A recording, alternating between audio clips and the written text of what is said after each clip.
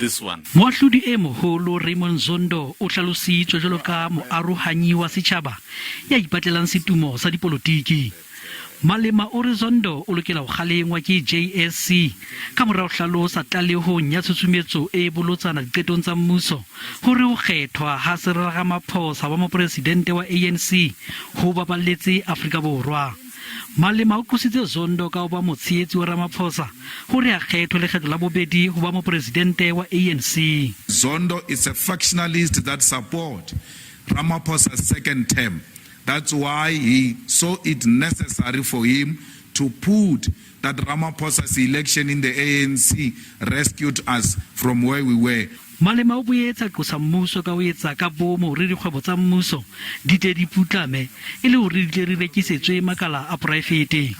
Malema o re mmuso o nyatsa maAfrika Borwa ka ho rekisetsa khamphani ya Takatso Khonsotiamo, khamphani ya Naha ya maeto a difofane-SAA.